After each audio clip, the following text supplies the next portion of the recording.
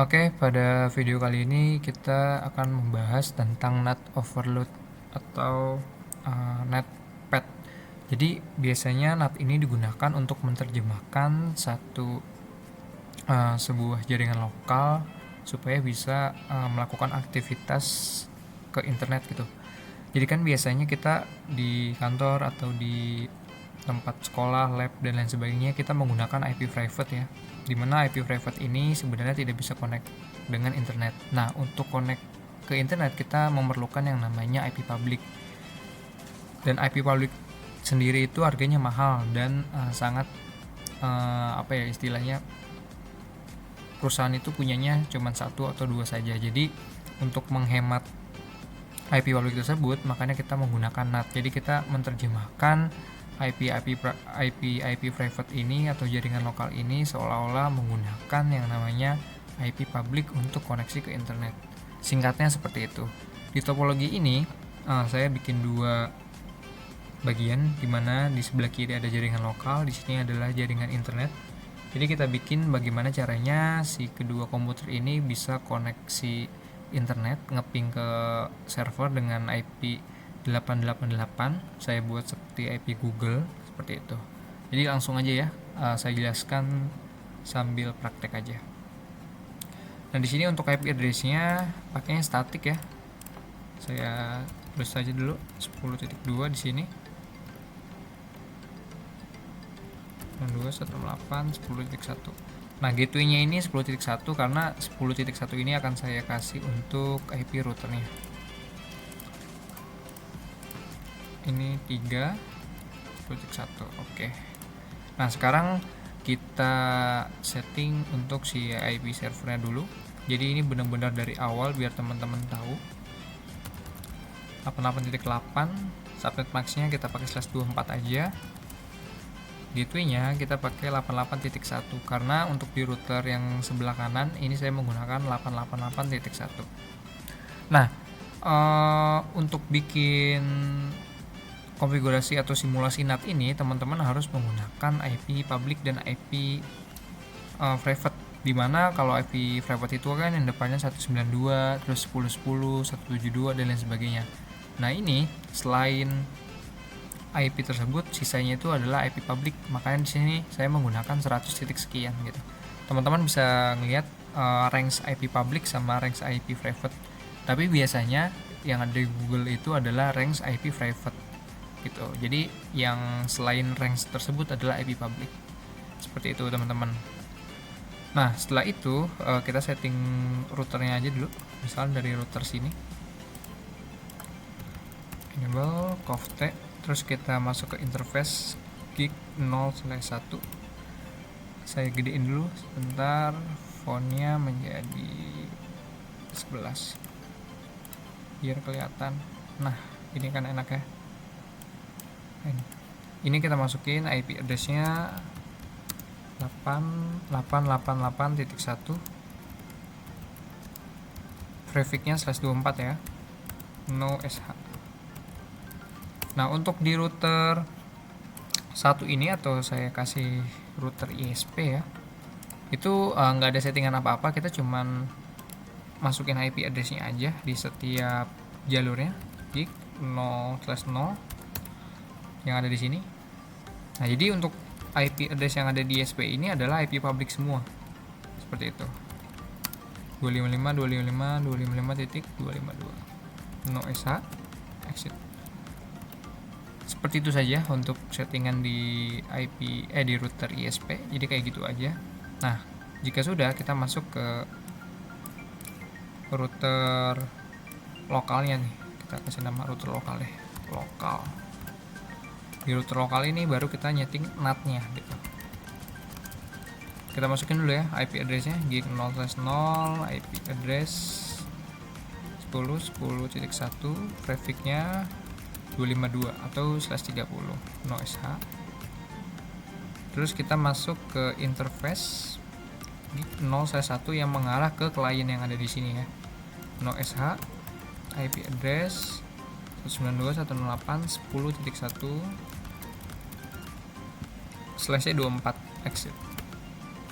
pastikan terhubung dulu ya, dari sini ke sini terhubung antar router, sudah pasti terhubung karena satu traffic ya. Terus dari router ke klien juga harus terhubung ya. Kita klik 2 kali. Nah, sukses. Nah, sekarang kita setting yang namanya default route. Jadi default route ini fungsinya untuk melakukan routing, tapi tujuannya cuma sampai sini aja nih, nggak sampai sini. Kalau misalnya tujuannya sampai sini, nanti si klien atau device yang ada di sini bisa terhubung. Terhubungnya jadinya bukan karena NAT, tapi karena routing. Jadi kita bikin default route. Jadi kalau misalnya kita mau bikin NAT overload atau NAT-NAT yang lain gitu, pasti kita menggunakan yang namanya default route. Nah, default route ini tujuan network sama subnet max-nya itu adalah 0000. Udah pasti seperti ini. Lalu di sini kita masukin tujuannya adalah tujuan router ISP. IP ISP itu berapa? Kan IP kita kan yang ini ya. IP tetangganya itu, tujuan ISP-nya itu yang satu jalur sama kita adalah 101.10.10.2. Nah, seperti itu. Nah, kalau misalnya kita tes ping dari sini ke sini, bisa nggak? Nah, nggak bisa. Ke sini juga nggak bisa. Nah, sekarang kita lakukan yang namanya NAT. Tapi kalau dari sini ke sini bisa. Karena tadi sudah melakukan yang namanya default route. Nah, untuk NAT-nya di sini kita pakai NAT overload atau PET gitu. Kita bikin dulu IP NAT pool-nya. Di sini nama NAT pool-nya bebas ya. Misal di sini saya namakan NAT Haris gitu. Jadi untuk nama pool NAT-nya ini bebas. Setelah teman-teman, kalau udah masukkan IP public si router kita yang ada di sini. IP public router kita kan adalah ini ya. Jadi kita masukin 101.10.10.2. Nah, seperti itu. 10.1 ya, sorry. 10.1. Kita masukin 2 kali. Kenapa 2 kali? Karena kalau untuk di sini kita sebenarnya masukinnya itu range. Karena kita cuman punya satu IP, jadi kita masukin 2 kali. Kalau misalnya kita punya IP public lebih dari 1, kita bisa masukin contoh misalnya kayak gini. Tuh. Kalau misalnya kita masukin kayak gini aja, kayak gini misalnya kita contoh ya. Nah, itu nggak bisa. Gitu, harus dibikin range seperti itu. Nah, makanya di sini kalau kita cuma punya satu IP public, berarti tinggal tulis 2 kali aja. Kalau udah kita masukin yang namanya netmax-nya. Netmax-nya 255.255.255.252. Oke. Jadi ini kita bikin yang namanya IP NAT pool-nya. Nah, sekarang kita bikin access list-nya untuk perizinannya. Access list. Nah, di sini kita pakai yang standar aja. Misalnya access list 4. Terus kita izinkan IP jaringan lokal yang ada di sini supaya bisa mengakses si IP server ini yang ada di internet seperti itu. Jadi kita masukin nih IP yang ada di lokal itu kan 192.168.10.1, tapi kita masukin networknya, berarti 192.168.10.0. Karena access list di sini kita masukin netmax-nya itu pakai Wildcard Max, berarti 255. Nah, gitu. Kayak gini. Kalau kecepatan nanti teman-teman bisa sedikit pelankan atau dijeda aja ya. Kalau udah di enter. Dan yang terakhir untuk konfigurasi NAT-nya kita tinggal mengaktifkan NAT overload-nya. Jadi urutannya itu kita bikin NAT pool, lalu kita bikin access list untuk perizinannya. Sekarang kita aktifkan si NAT overload-nya dengan cara IP NAT inside, terus sort list. Sort list-nya kita arahkan ke access list yang ini. Karena di sini kita menggunakan access list 4, berarti di sini kita masukin 4 terus pool. Nah, nama poolnya itu apa? Gitu. Jadi kita masukin nama access list sama nomor access list maksudnya. Kalau misalnya kita access listnya pakai nama, tinggal masukin nama. Kalau misalnya pakai nomor, kita masukin nomor. Lalu kita masukin nama si yang ini, yang ada di sini ya. Oke. Setelah itu NAT Haris. Kalau udah, terus kita overload. Nah, fungsi konfigurasi ini untuk mengaktifkan si NAT overload-nya. Gitu. dengan ketentuan yang sudah kita buat tadi kayak gini. Nah, kalau udah kita masuk ke interface gig 0/0 dulu yang ada di sini.